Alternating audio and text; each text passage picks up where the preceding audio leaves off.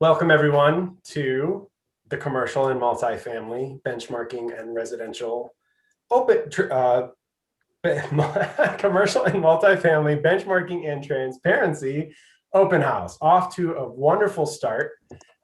Thank you all for joining.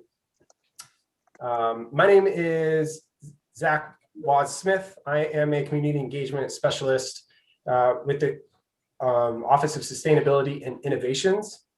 A lot of the work I do focuses on the sustainability of our built environment. So looking at building codes and creative ways to help our buildings reduce carbon emissions. And my name's Thea Yeager-Leonard. I'm an energy analyst in the Office of Sustainability and Innovations. I do a lot of work accounting for the greenhouse gas emissions associated with our community and projects that we can implement to start reducing those. Great, we're looking forward to some good discussion tonight. I just want to give a quick outline of what we have in store and what we're looking for. So we'll start things off with some context for this policy, where a little background to where it all came from in the first place. Then we'll discuss the opportunities for improvement that were identified through that process. We also have a few great speakers here to share some of their experiences with benchmarking. We have Tyler Kinney with Praxis Properties. We have Jan Culbertson with the 2030 District. And we also have Doug on the line. Doug Allen is here. He'll be presenting with Jan. So hello to you all. Thanks for joining. After that, we'll do a more thorough deep dive into the policy and the process. We'll walk through it and all of the details. We will open the floor for some Q&A. And then feedback is listed at the bottom, but it is actually one of the more important things here. We are launching a survey to collect quality feedback from the community about this proposed policy. We will share information with that towards the end of this presentation, but please do, if you are a part of this presentation, take some time to fill out that survey. We really, really appreciate it. In the meantime, those of you who are here and participating, you are welcome to use the chat function at the bottom of your screen to submit questions throughout this presentation, and Thea and I will answer those as they come in. We'll also have a couple of moments throughout the presentation where we'll stop and we'll ask explicitly for your feedback directly. Without further ado, let's dive into it. So this all kind of starts with A2Zero. Perhaps some of you are aware of it. This is the plan for achieving carbon neutrality, a just transition by 2030. It was adopted by City Council in June of 2020, just last year. And it was really founded on these core values: equity, sustainability, and transformation. A plan that is truly effective must include all members of the community. It must be environmentally and economically sustainable for the long haul. And it really has to think differently about the way that we interact with the world around us. It's got to be transformational. So the Office of Sustainability and Innovations took an inventory of our community-wide greenhouse gas emissions. And we found that we, meaning all of Ann Arbor, are emitting nearly 2.25 million metric tons of carbon each year.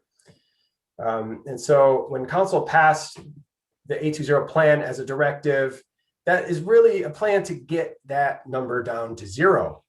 So we have a lot of ground to cover, and we're not yet on the right path to get there, and we need a lot of action. So in considering where to begin the action, and considering the carbon emissions, we start with buildings. The A2Zero plan has 7 overall strategies, but the third focuses entirely on building emissions. And that's because buildings alone account for over 65% of our community-wide carbon emissions. So there's a lot of room for improvement. So we have a three-pronged approach to addressing buildings so that ultimately all buildings will have a strategy to reduce emissions. Each is a unique approach. So there will be a separate program for owner-occupied single-family homes. There will be a separate program to address rentals. But tonight we're focusing on a policy that is entirely focused on public, commercial, and multifamily residential buildings. So that's what we'll be reviewing tonight. A little bit of the process and the timeline of how we got here. So we started, the policy that we're discussing was developed and will continue to be developed through this process that you see. It started with rigorous best practices research, looking at what other cities have done to address building emissions. And we conducted a task force, Thea and I, along with Ann Arbor building owners and property managers, energy efficiency contractors, an affordable housing representative, and more. And so we co-created this policy with this task force and came up with recommendations that we will be reviewing tonight at this open house. And we're holding this because we want to ensure that what was developed and co-created in that task force truly represents the interests of the city at large. So we are looking forward to your feedback.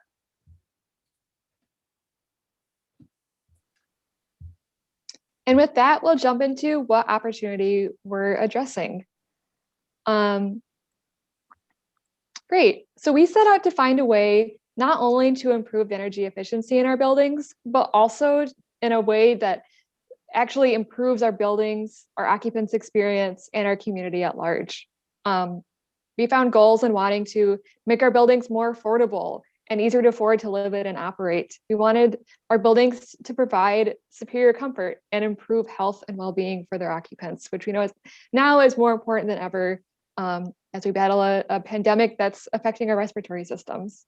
We want our buildings and to invest in them in a way that support our local economy through job creation and local investments. And we also want ways to clearly track our progress towards the A2Zero goal. And so with all of these in mind, we did some research and found a best practice that over 35 cities across the United States are currently participating in, and that's a number that increases every year. And what that best practice is benchmarking and transparency. So each of these cities have a benchmarking and transparency policy.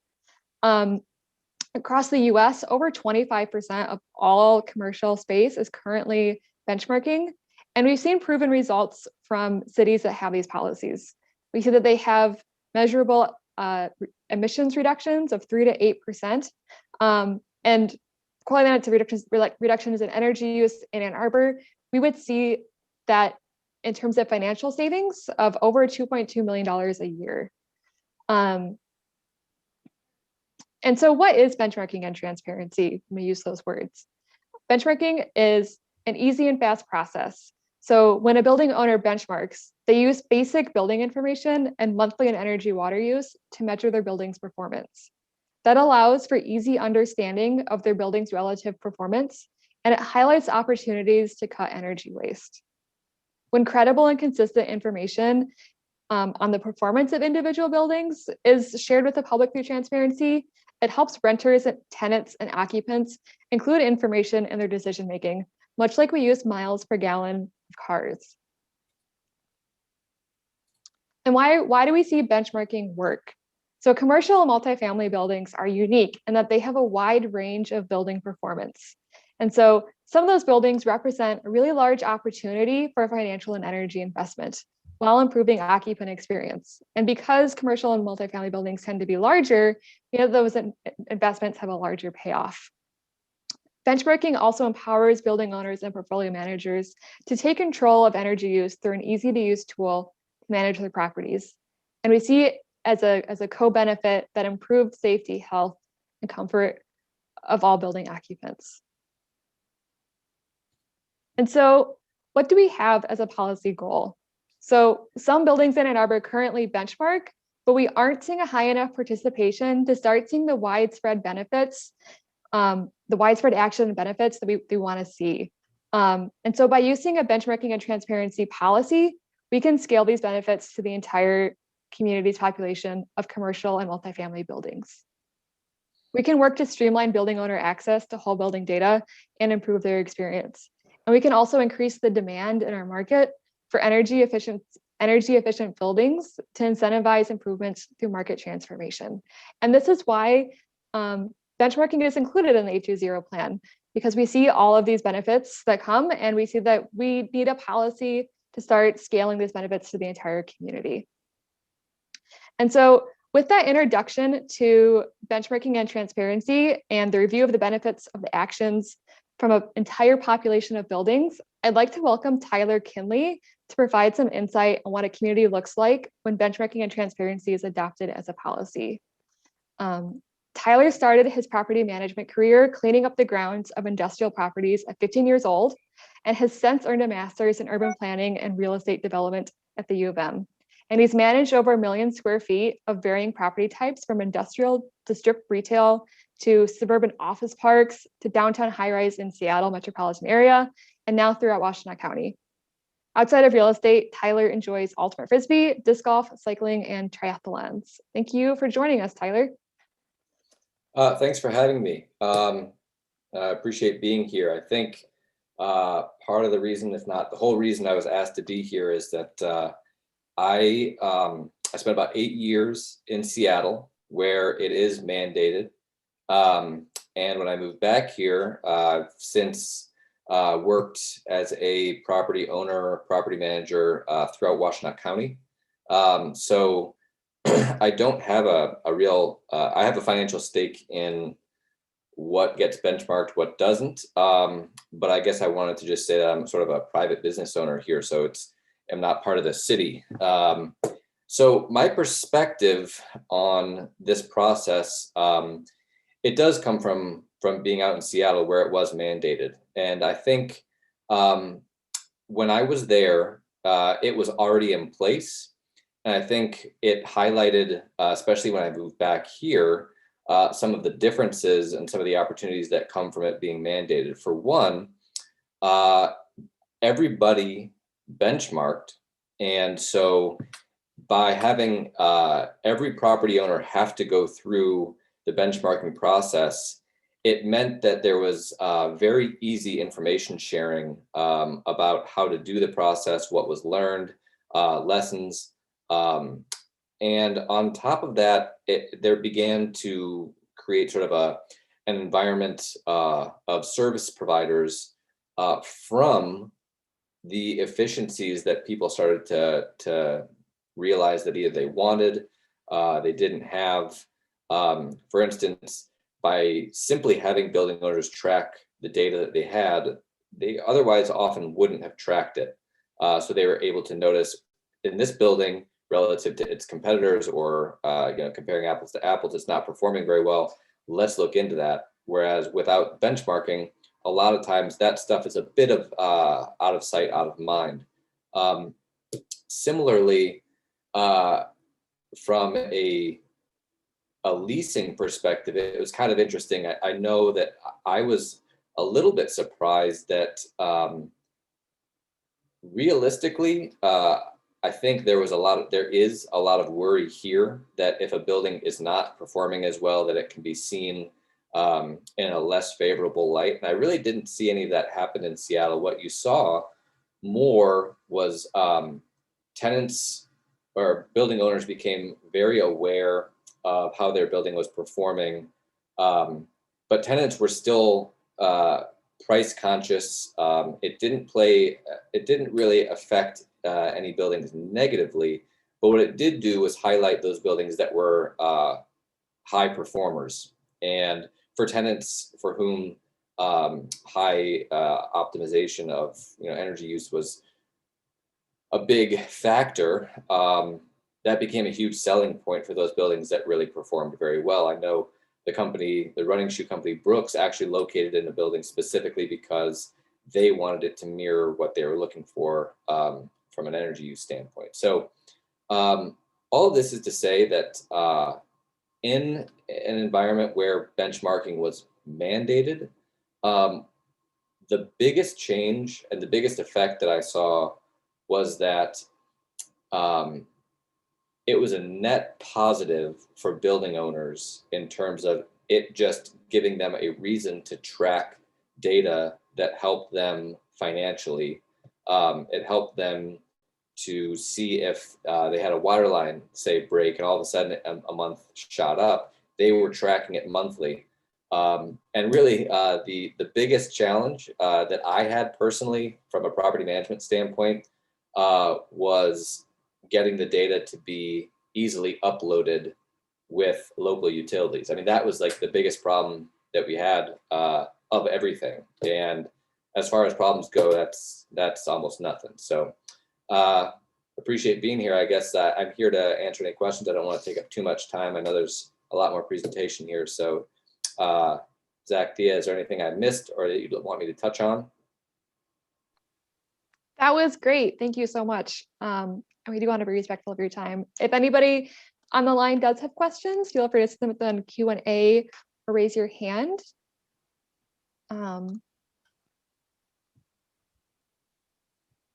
But barring that, I'd like to thank you for your time, Tyler, and hope you have a great rest of your evening. Thanks. I'll stick around for a bit at least. Great. Thank you. Yeah. With that, I would like to queue up Jan Culbertson. Jan Culbertson is a senior principal at A2Zero Collaborative Architecture, and she's also the lead chair of the Ann Arbor 2030 district. And she's been working to help implement the A2Zero carbon neutrality plan for commercial multifamily buildings in Ann Arbor. With that, I'd like to hand it over to you, Jan. Great, thank you very much, Thea. And as Thea said, I'm the chair of the Ann Arbor 2030 district, and we're really an A2Zero partner working to clear that path to carbon neutrality in the commercial building sector. The Ann Arbor 2030 district is a network, part of a network all across North America, and we actually just added our 23rd district in Victoria, Canada. In Ann Arbor, we're a nonprofit organization. We have 3 types of membership. We have property owners and managers. We have folks that do professional services like architects, engineers, contractors, suppliers, and then we also have a group of community organizations. Right now we have about 92 buildings, 2 million square feet, and our district boundary is the city of Ann Arbor, but we also welcome affiliate building members that are outside Ann Arbor. 2030 districts are dedicated to reducing energy use, water use, and CO2 emissions from transportation. The original goals for the 2030 challenge were to reduce it by 50% by 2030 in existing buildings and even do better in major renovations and new buildings. But we definitely, according to the science, need to pick up the pace.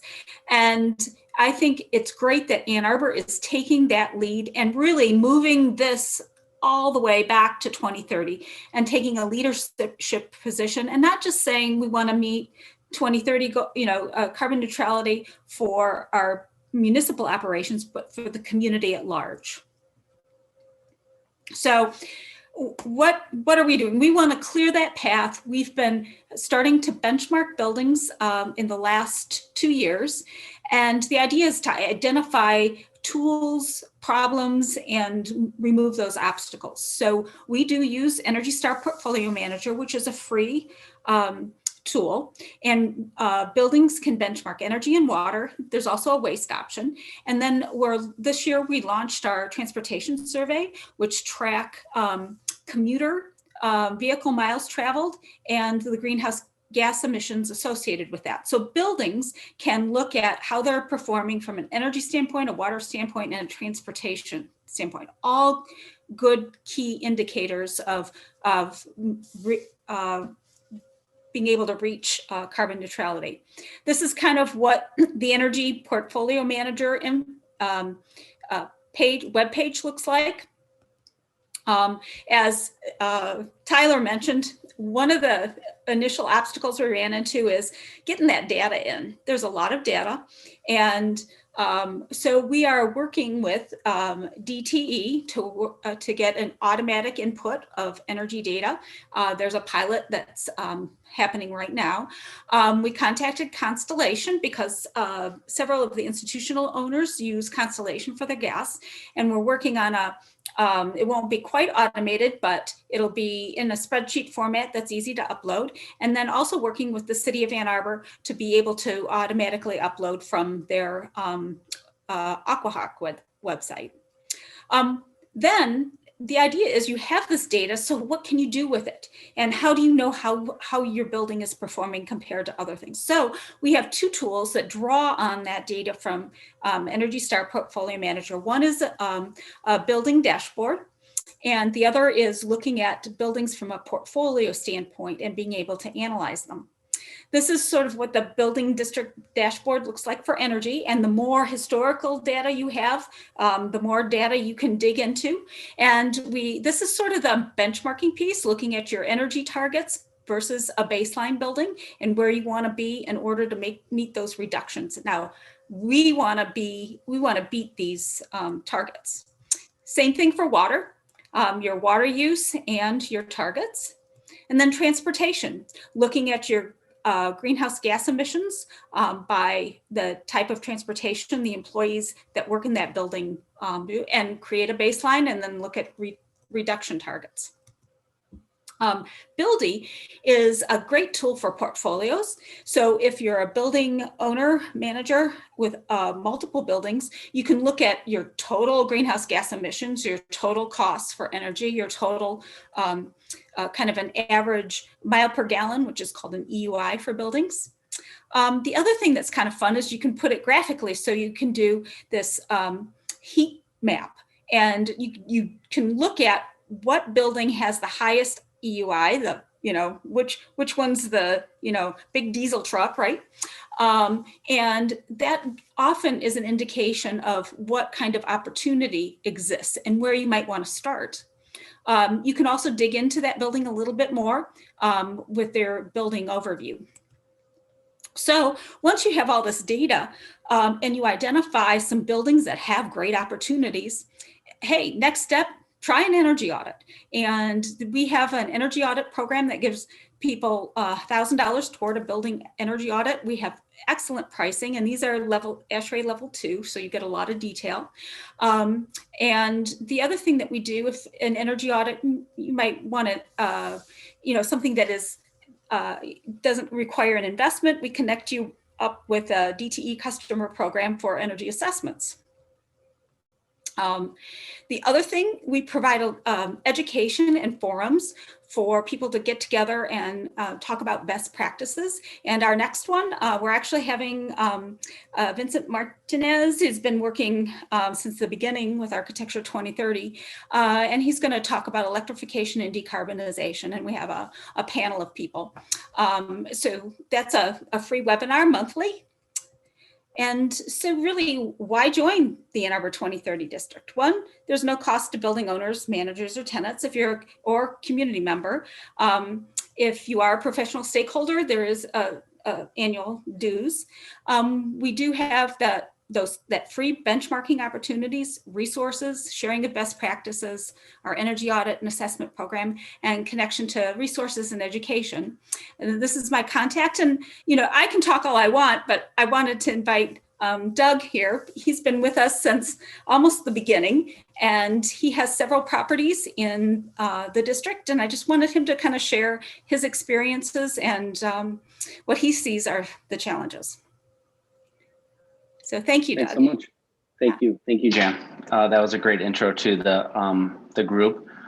Yeah, it's been 4 years now since I've been on. I've got 6 buildings that have been benchmarked.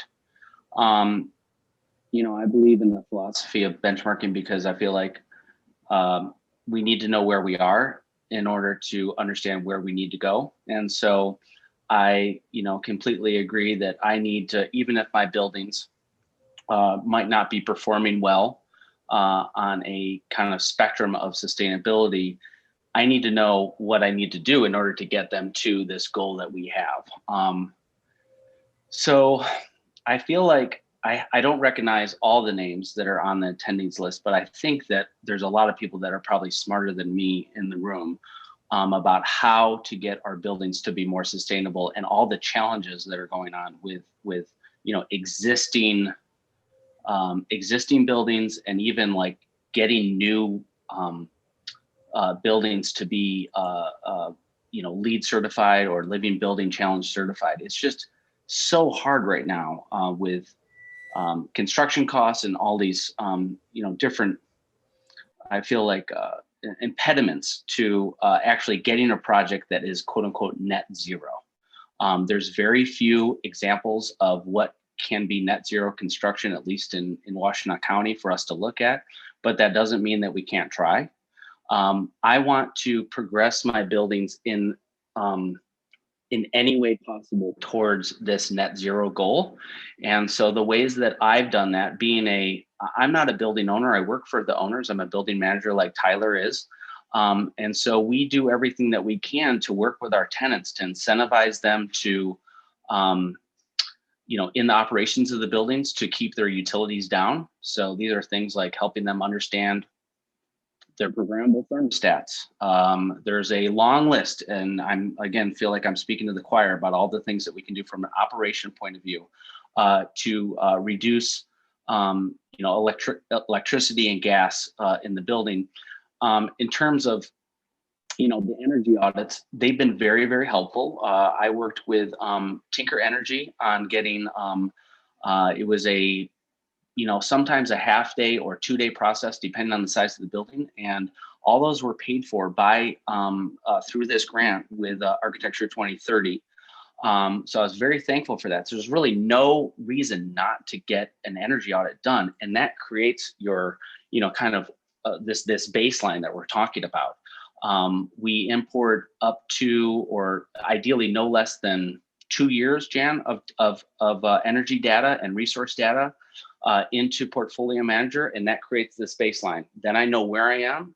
The energy audit gave me ideas on what I can do in terms of a low-hanging fruit of investments that we can do, showing kind of return on investments anywhere from 1 to 10 years.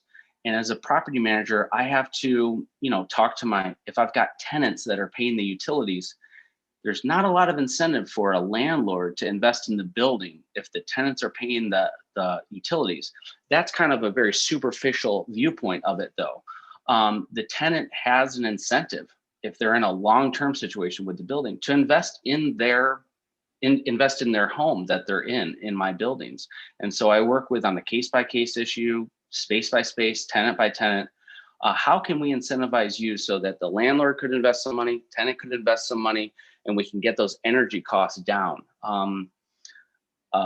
My tenants pay roughly $2 a square foot, so in utility costs. And so anything that I can do to shave those, from $2 to $1, you can, multiply those savings. So you got 1,000 square feet, you got $10,000 over a number of years, and that's real dollars and cents. So I'm going to put my email in the chat. So if anybody is a building owner or building manager or building tenant that wants to talk about actually how to finance these things and make sense of, redoing, some of these big capital items, or even small items, like we did LED retrofits in our buildings. That was something that did not take a lot of money.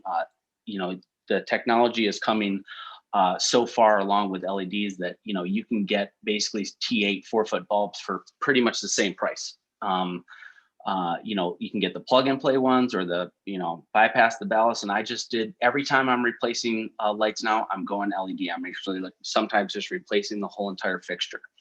So I don't want to get lost in the details, but those are the kind of things that we're doing in a small way to incrementally improve our carbon usage in all of our buildings. And again, I love the benchmarking because it's weather normalized.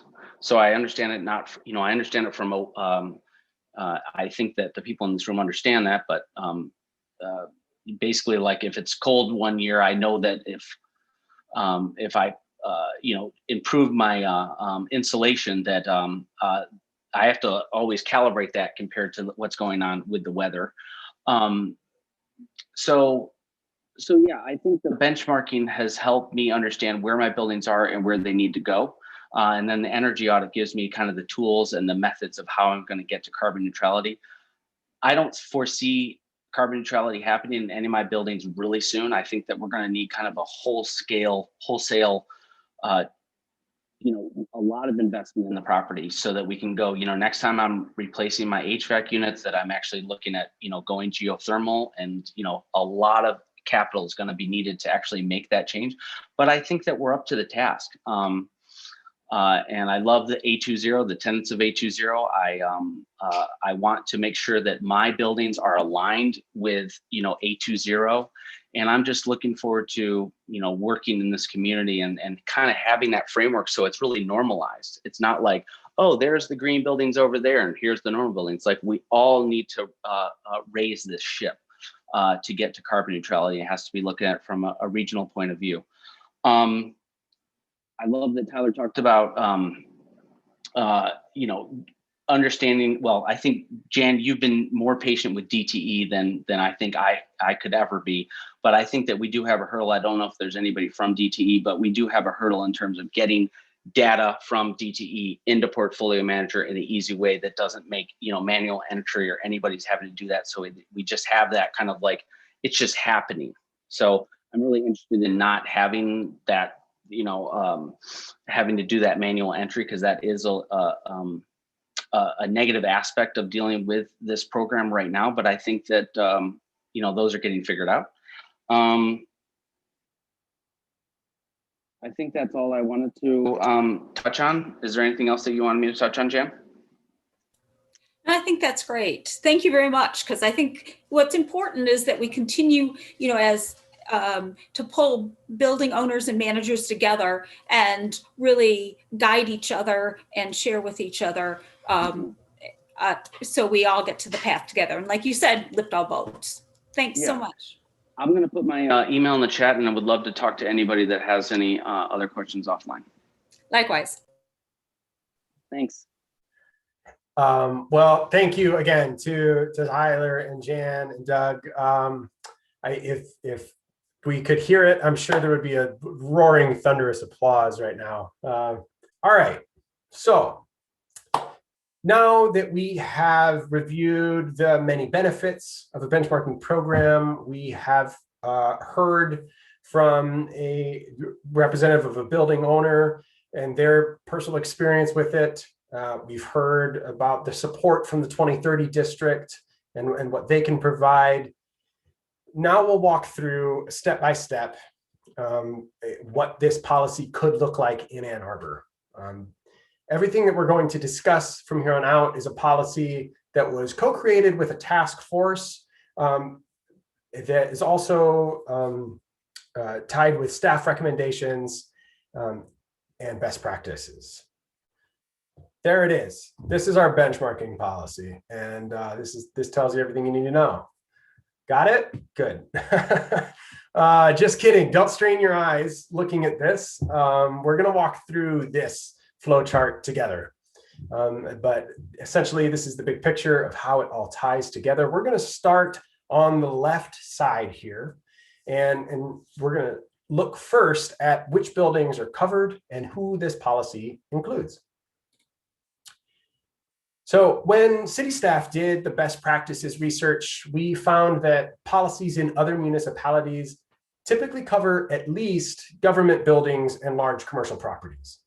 In Ann Arbor, multifamily housing comprises the majority of large buildings. So the multifamily sector is recommended to be included in order to achieve the full benefits that this policy has to offer for Ann Arbor.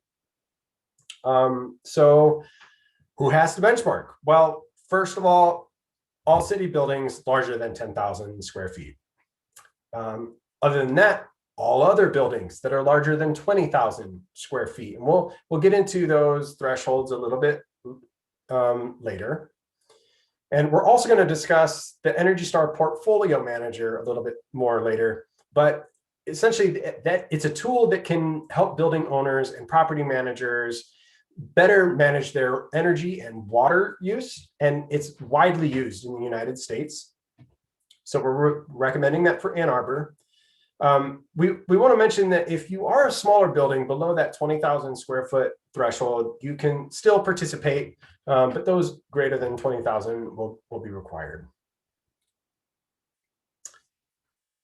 There are some opportunities for exemptions. So if you meet certain criteria and that we're about to discuss, then you can submit a request to be exempt from reporting your benchmarking, which is otherwise expected to take place on an annual basis.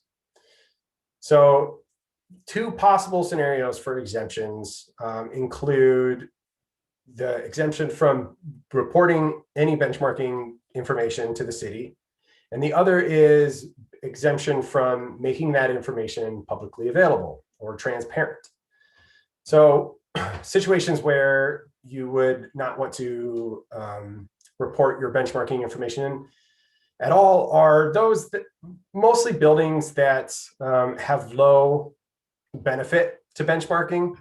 So for instance, if there is no certificate of occupancy and there's, if a unit is not occupied, there's no reason to benchmark the energy use in there.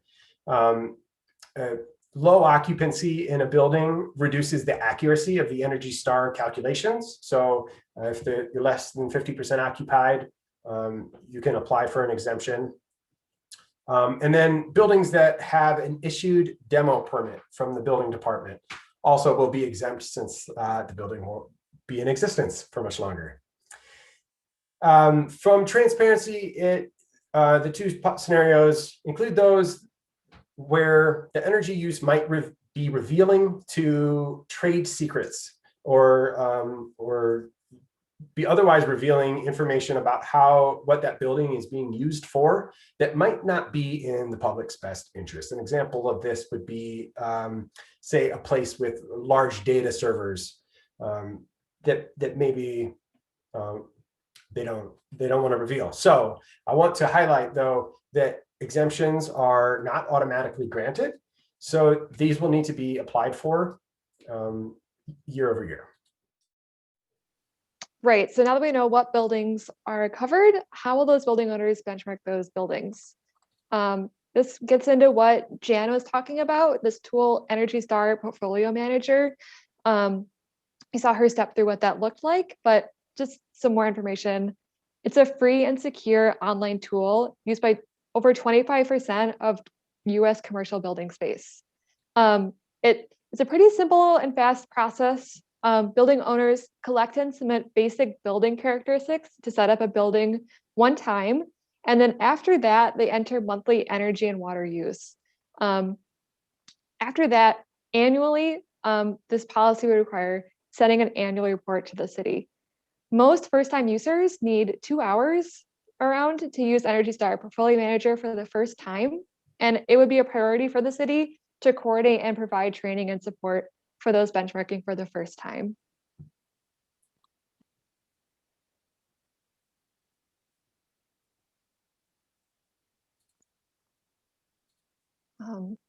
Next slide, please. Thank you. So the Energy Star Portfolio Manager generates an Energy Star score, which is a 1 to 100 numerical score that helps assess how a building is doing.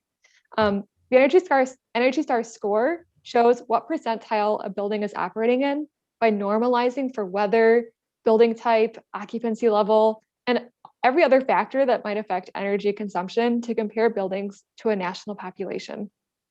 And so what that ends up showing is these numerical values that show what percentile they're operating in. So a score over 75 means that a building is performing better than 75% of other similar buildings nationally. And that means that they're a top performer, and that's actually something to be celebrated. So buildings that score higher than a 75 are actually eligible for Energy Star certification, just like light bulbs and appliances. Scores over 50 are performing better than 50% of peer buildings. That's actually an accomplishment. I think sometimes when we take a test and get a 50, that might seem like you flunked the test, not in the case of an Energy Star score 50 is actually a great accomplishment. Scores below 50 are scores that are performing lower than 50% of similar buildings nationwide. And these are actually the buildings with the greatest opportunity for savings. Not just that they're scoring lower, but the EPA has found that in over 35,000 buildings, when a building starts the lower Energy Star score, they have higher energy savings. In fact, buildings that start with scores below 50 save twice as much as those starting with higher Energy Star scores. So we know that a score below 50, this actually shows a really, really large opportunity. And so for building owners, tenants, occupants, and the market to rely on this information from benchmarking and for it to be seen as high quality and dependable, we know that this data needs to be accurate. In order to improve the accuracy of the data, we have some actions that we're going to pursue. Some of these I've just touched on, like prioritizing providing adequate training and support to building owners to make sure that Energy Star Portfolio Manager is used correctly. It's also, like Jan mentioned, and like we heard from Tyler and Doug that it's important, is to streamline the process of acquiring regular data and even to automate the whole building data uploads, just taking out even a manual requirement, just to even minimize any data errors there, and also just to lower the time needed as well. We'll also review extreme values and outliers and see if we can remediate any errors that way. And Energy Star Portfolio Manager has a built-in data quality tool that will require being used just to quickly scan if there's any strange values that need to be adjusted. Lastly, we want to make sure that we recognize when buildings do get their data either verified or certified. And we talk later about transparency. That's something that we'd like to include to make sure that verified data, that it's shown that buildings have their building data verified or certified. Let's talk about when building owners need to report. So now we're right here, smack dab in the middle of this chart.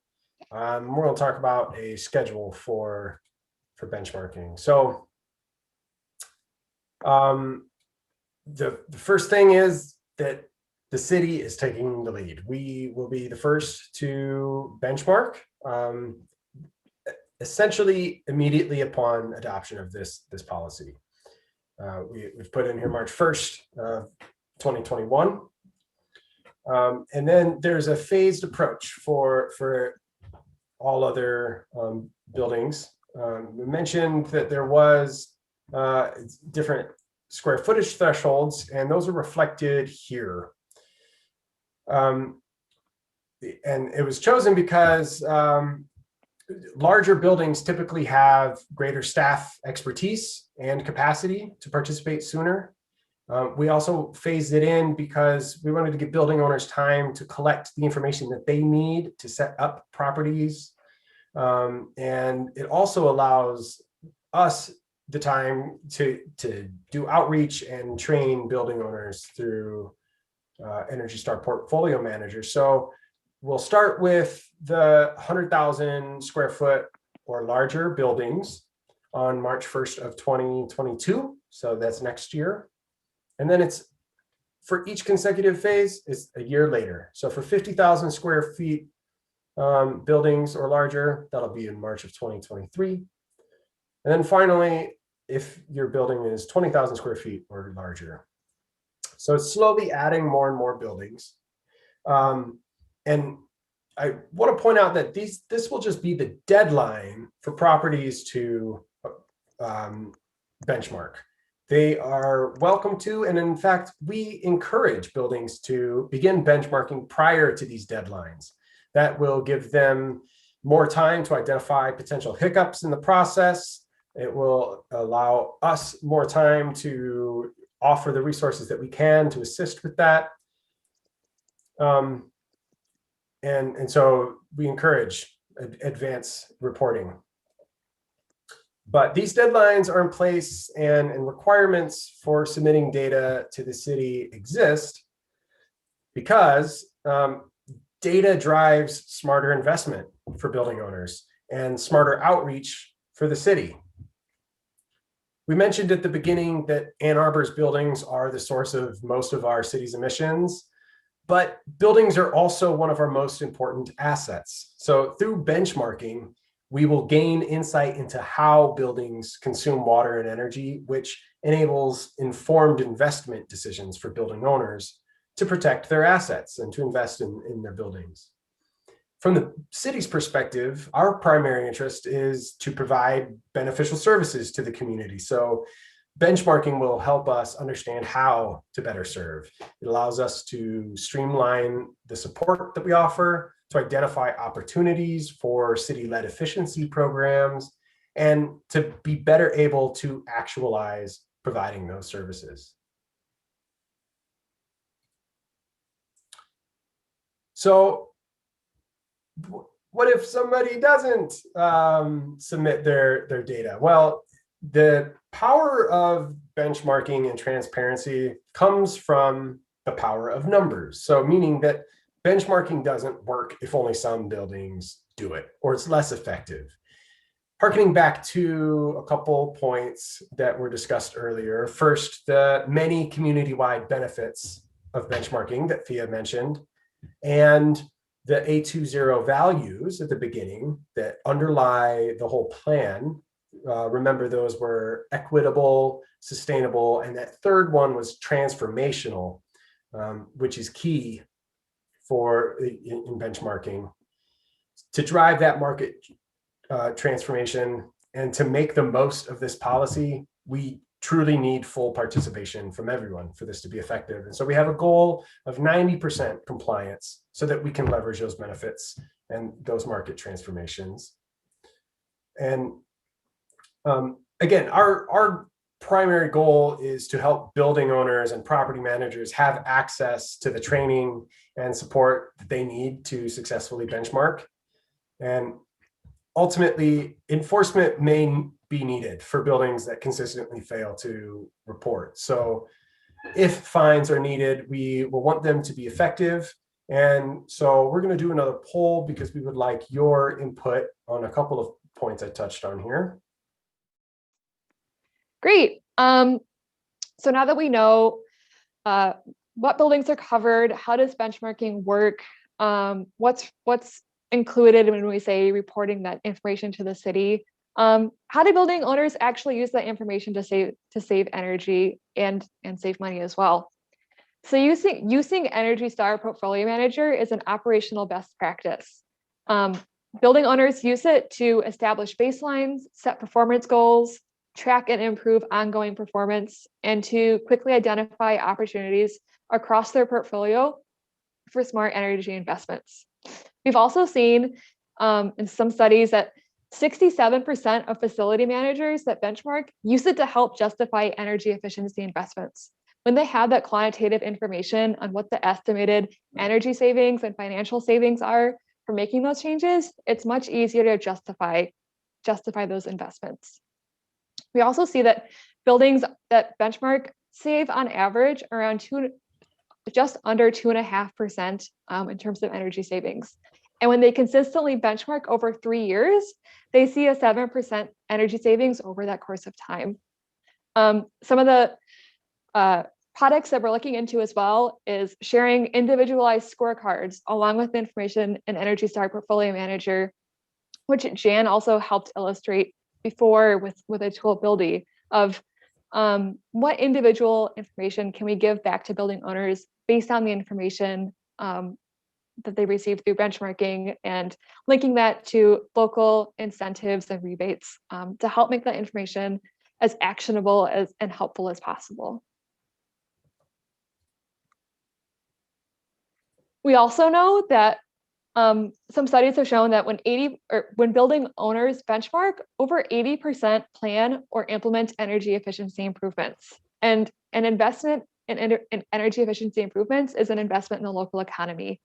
A study by the US DOE found that each dollar spent on energy efficiency generated over $2.20 for the local economy. Local businesses and markets with existing benchmarking and transparency policies also saw a significant new demand for energy efficiency services.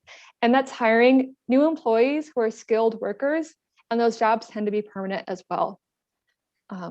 So not only does it improve our buildings, but it also strengthens our local economy.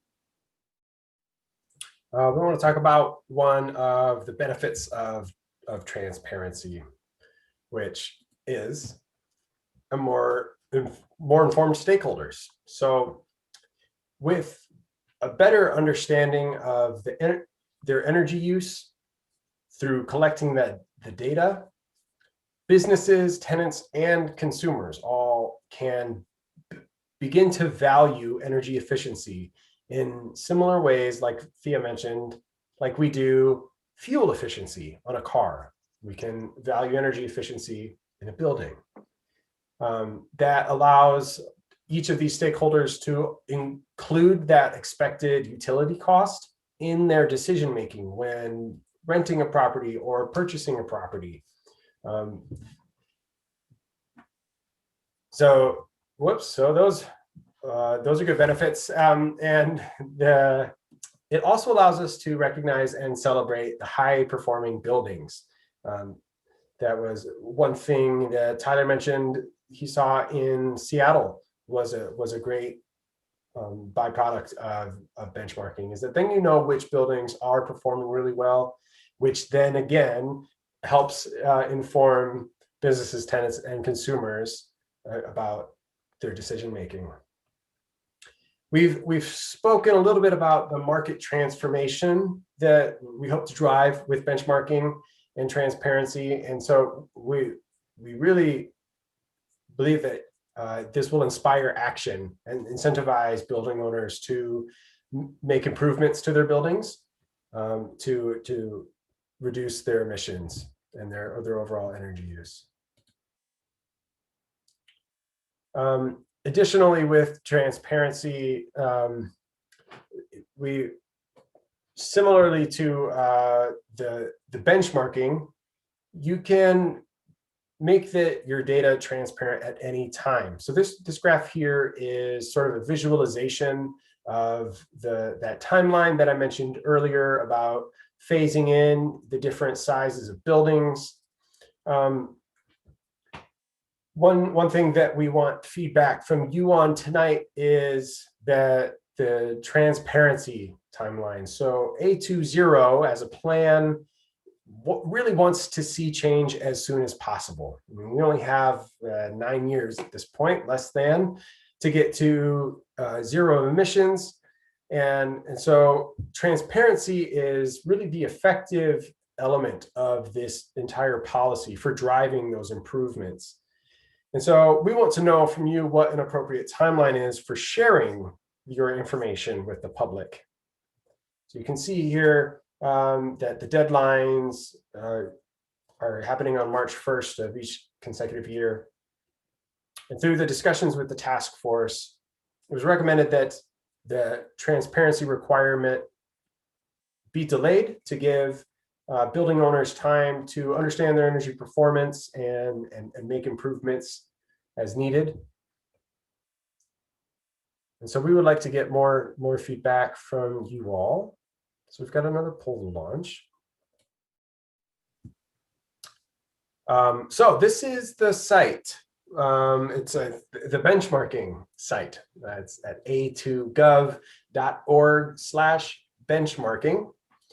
That's where you will be able to find a recording of everything that we've covered tonight of this session. Hopefully by tomorrow, that should be posted. Also there, you will be able to find a draft policy if you want to read the way the ordinance might read. The draft policy is there, as well as other information. And then again, as we've said, the important element of that is the public survey. So that survey is open now, it's live. You can go to a2gov.org/benchmarking and find that survey and give us your feedback tonight. It will be available until March 5th.